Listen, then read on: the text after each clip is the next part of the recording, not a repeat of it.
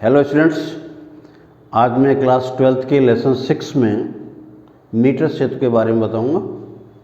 तो ये जो मीटर सेतु होता है वो व्हीट स्टोन ब्रिज को फॉलो करता है। जो ये तो मीटर सेतु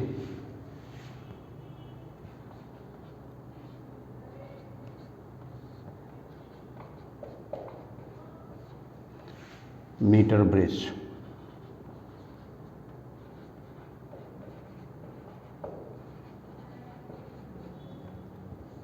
मीटर ब्रिज। तो सबसे पहला तो यही है कि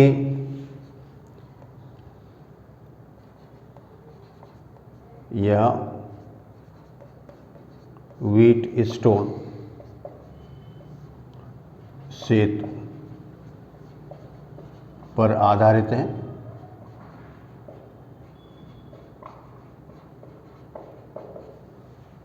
और दूसरा ये कि यह प्रतिरोध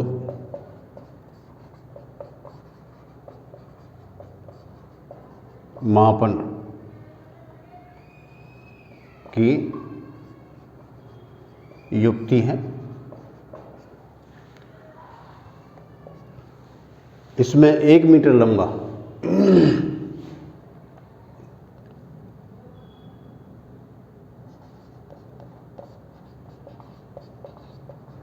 कॉन्स्टेंटन या मैग्नीन मिश्र धातु का बना एक समान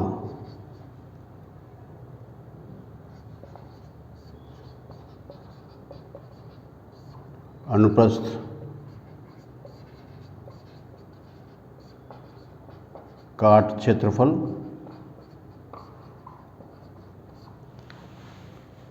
का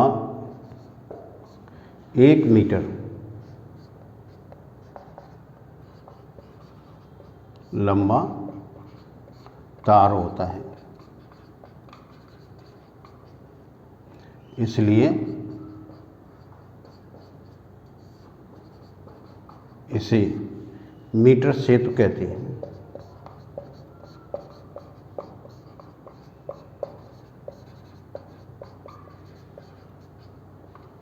तो इसमें 1 मीटर लंबा तार होता है, इसलिए इसको मीटर सेतु कहेंगे।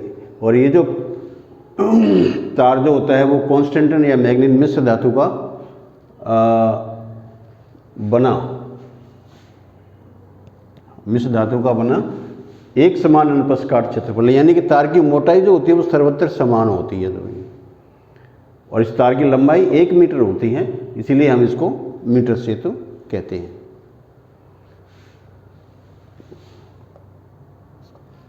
अब इसमें हम कॉन्स्टेंटन या मैग्नीन मिश्र धातु का ही तार क्यों प्रयुक्त करते हैं?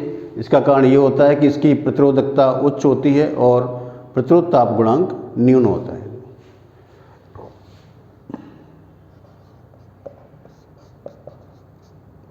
कॉन्स्टेंटन या मैग्नीन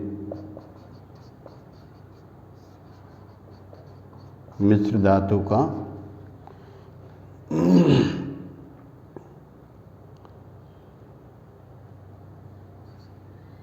प्रतिरोधकता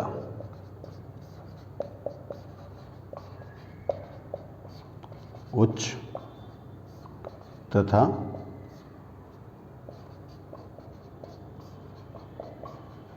प्रतिरोध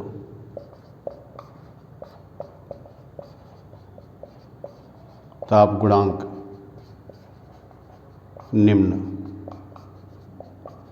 होता है। इसीलिए हम इसका सिलेक्शन करते हैं, अन्यथा इसको सिलेक्शन करने का और कोई उद्देश्य नहीं है। तो उच्च प्रतिरोधकता इसमें होती है, तो इसका मतलब यह है कि इसकी जो कंडक्टिविटी होती है वो अच्छी होती है, लो होती है, और प्रतिरोधक ताप गुणांक निम्न होता है। इसका अर्थ यह है कि अगर तार गर्म भी हो जाता है तो इसके प्रतिरोध में बहुत ज़्यादा वृद्धि नहीं होती है इसके अंदर। अब मैं इसका आपको बनावट बता रहा हूँ आपको। तो भाई बनावट।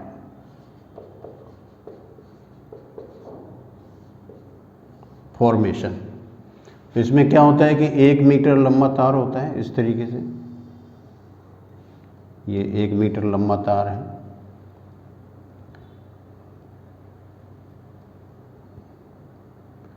ये है आपका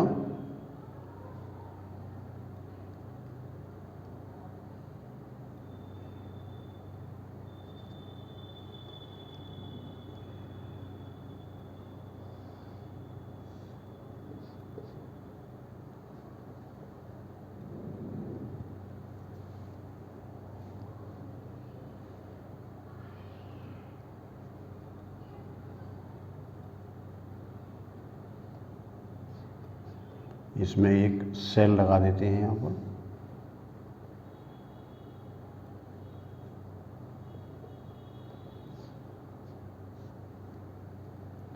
और यहाँ पर एक धारामापी होता है, इस पॉइंट पर लगा दिया जाता है।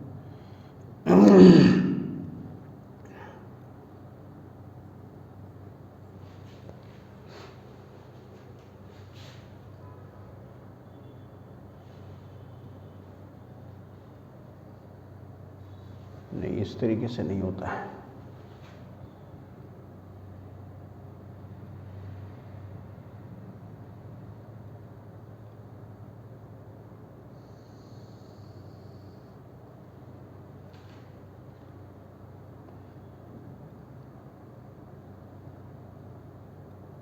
यहाँ पर लें तो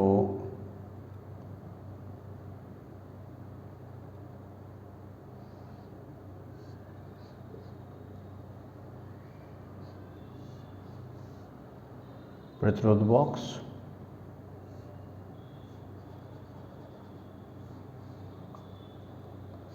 ये ए, ये पॉइंट बी, और ये सी, और ये जो पॉइंट होता है ये है आपका टी। तो ये प्रतिरोध बॉक्स होता है आर बी, ये अज्ञात प्रतिरोध होता है एस। तो ये जो तार है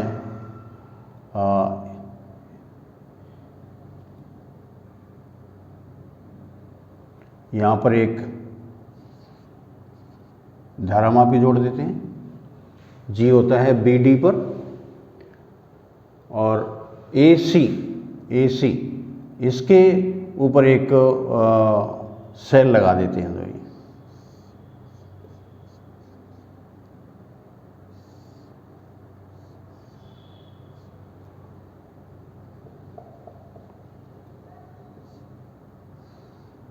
इस तरह से सेल होता है। तो ये जो पार्ट है आपका, ये प्रतिरोध P होता है, और ये प्रतिरोध Q होता है। ए आर ये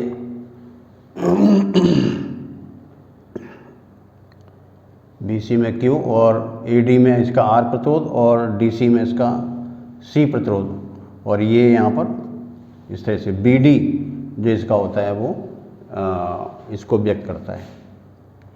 तो आप इसमें देख सकते हैं कि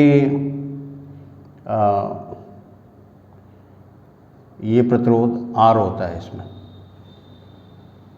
इस तार की लंबाई पूरी 1 मीटर होती है, और इसके साथ में एक मीटर स्केल लगा दिया जाता है। ये इसमें एक मीटर स्केल होता है।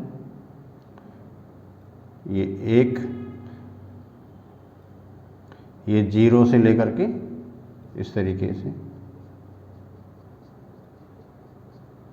तो ये मीटर स्केल होता है।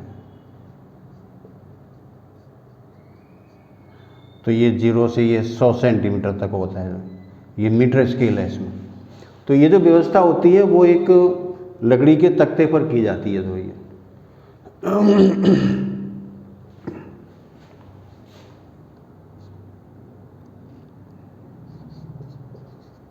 एक मीटर लंबा तार,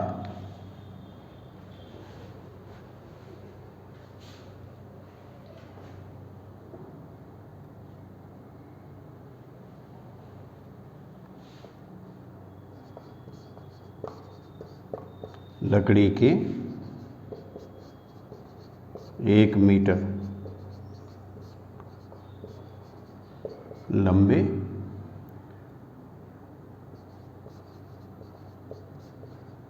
तख्ते पर लगा दिया जाता है,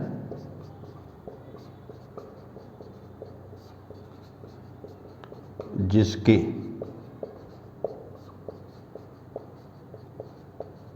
समांतर क्रम में 1 मीटर स्केल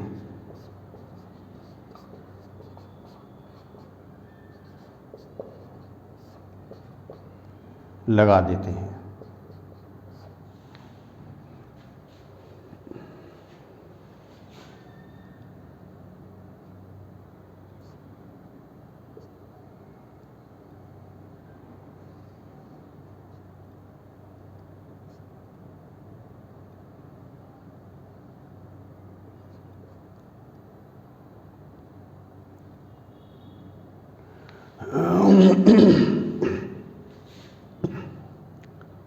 लगा दिया जाता है।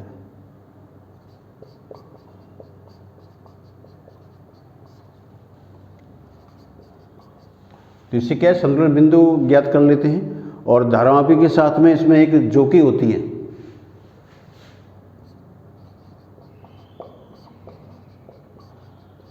धारामापी को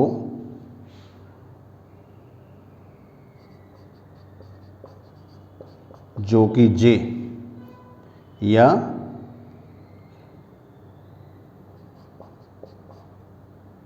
जे से जोड़ दिया जाता है, जिसे तार AC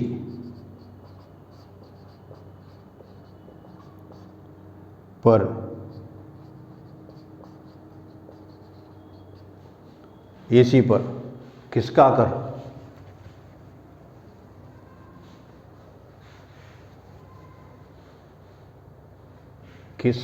कर संतुलन अवस्था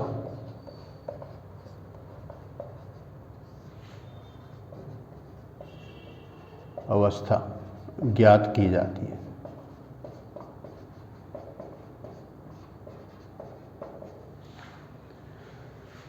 तो हम इसमें क्या करेंगे, जो सेल दिया होता है ये इसमें कुंजी के है,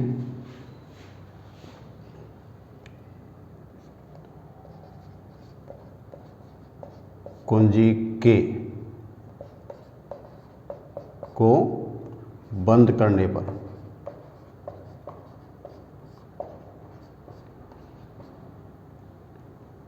परिपथ में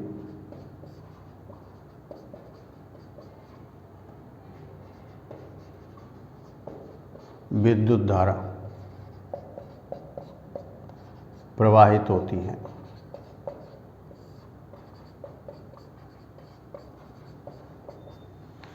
तो इसमें क्या करते हैं, सबसे पहले जो प्रतिरोध बॉक्स होता है इसमें से कोई प्रतिरोध ज्ञात कर लेते हैं।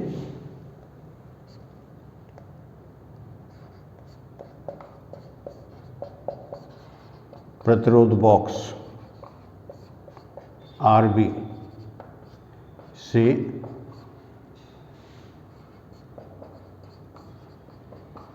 प्रतिरोध R लगाया जाता है।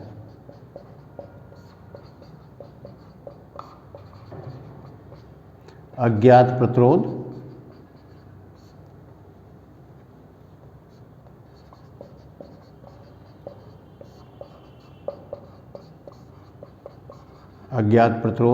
भुजा CD, अज्ञात प्रतिरोध S भुजा CD में लगा दिया जाता है।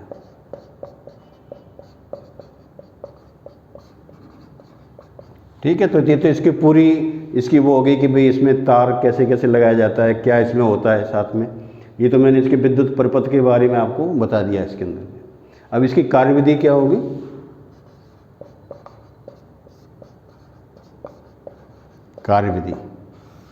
कार्यविधि में क्या करेंगे, सबसे पहले कुंजी की दबा करके परिपथ में विद्युत धारा प्रवाहित करेंगे।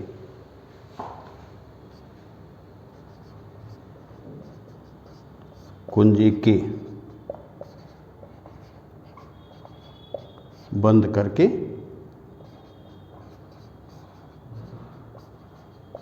परिपथ में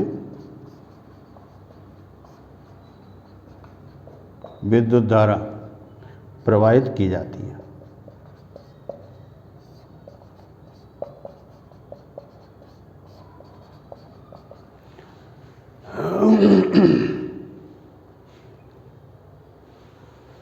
और फिर इसमें आप क्या करेंगे कि प्रतिरोध बॉक्स से प्रतिरोध R लगा देते हैं।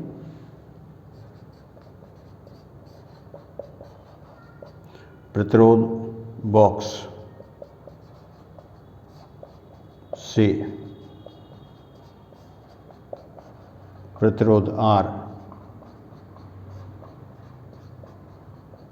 लगा दिया जाता है।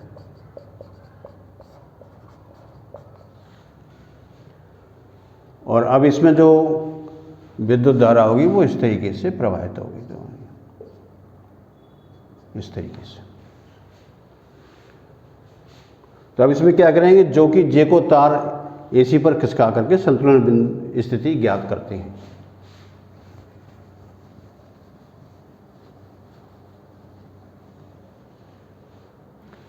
तार AC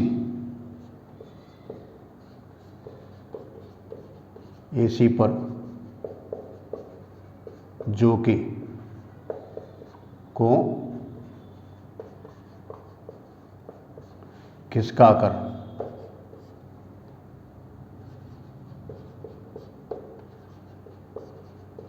धारा मापी में शून्य विक्षेप की स्थिति ज्ञात करते हैं।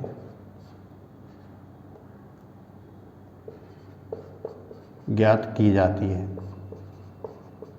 जिसे सेतु की संतुलन अवस्था कहती है। तो मुख्य काम इसमें यही होता है, जैसे करंट फ्लो कर देते हैं, करंट फ्लो करने के पश्चात आप जोकी को तार AC पर बिना दबाए धीरे धीरे खिसकाइए और देखिए धारा मापी में जो विक्षेप होता है वो शून्य कहाँ प्राप्त होता है। तो जब धारा मापी में विक्षेप शून्य होता है तो ब्रिज संतुलन अवस्था में होता है, और इसी स्थिति में ही हम व्हीटस्टोन प्रतिबंध को लगा सकते हैं। तो ये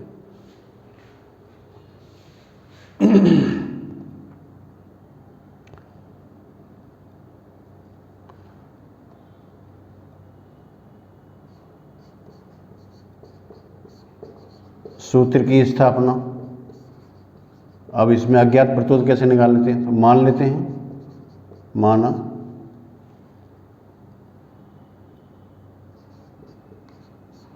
तार AC की L लंबाई पर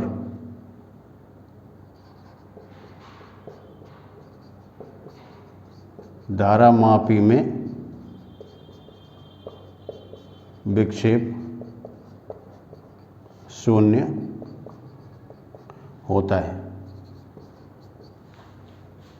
तो इसका मतलब है जहाँ पर आपने उसको टच किया है और टच करने पर वहाँ विक्षेप शून्य हो जाता है और वो लंबाई L बोली, तो वो तार का मतलब इसमें P प्रतिरोध होता है जो ये। और हम ये जानते हैं कि जो प्रतिरोध होता है वो तार की लंबाई के समानुपाती होता है।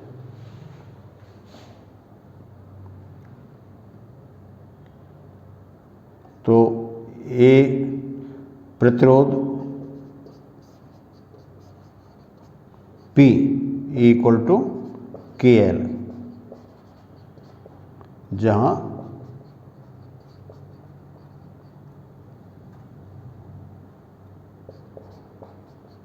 K नियतांक है,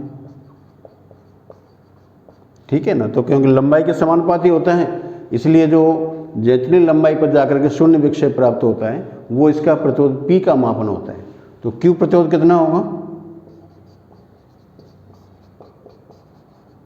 प्रतिरोध Q equal to 100 minus L।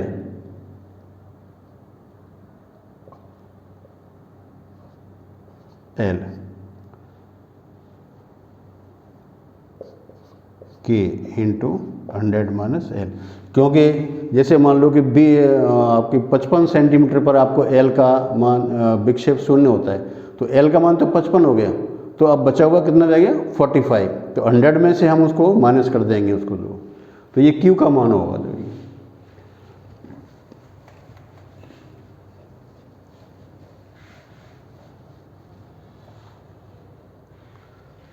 तो व्हीट स्टोन प्रतिबंध से ये आपका क्या है P upon Q equal to R upon S। तो P का मान KL और Q का मान K 100 minus L equal to R upon S। K इसमें से कैंसिल कर देंगे दोनों में से, S आपको निकालना है, इसलिए S equal to 100 minus L upon L into R। तो L का मान आप ज्ञात कर लेते हैं, इससे हम अज्ञात प्रतिरोध S का मान ज्ञात कर सकते हैं।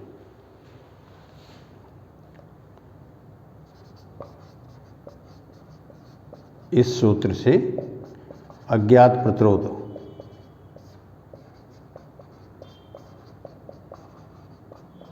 S की गणना की जाती है।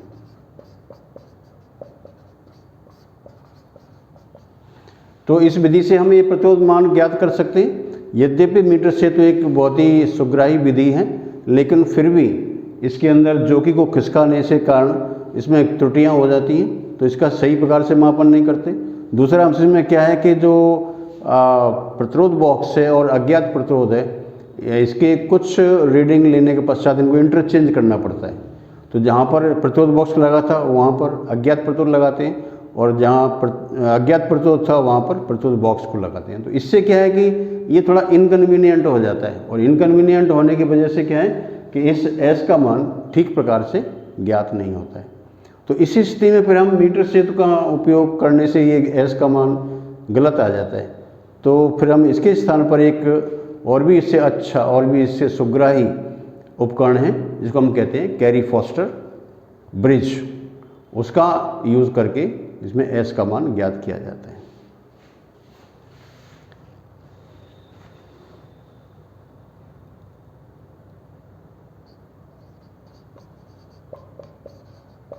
तो विशेष इसमें क्या है,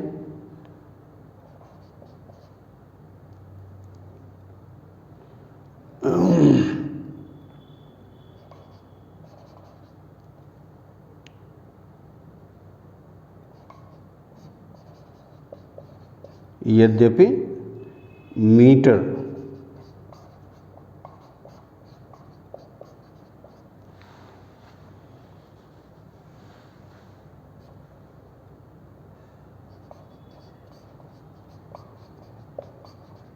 सेतु से प्रतिरोध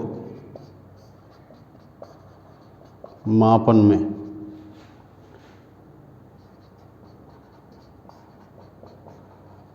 प्रतिरोध बॉक्स तथा अज्ञात प्रतिरोध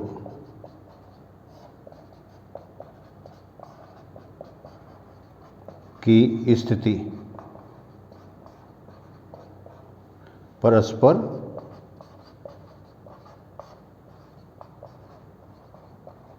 बदलने के कारण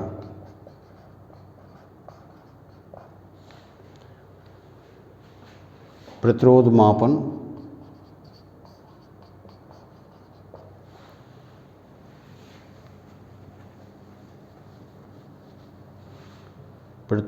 मापन में त्रुटि की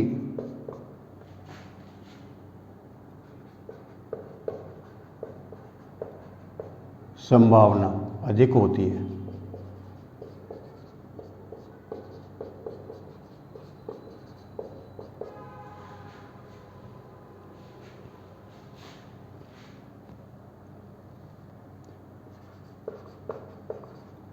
इसके स्थान पर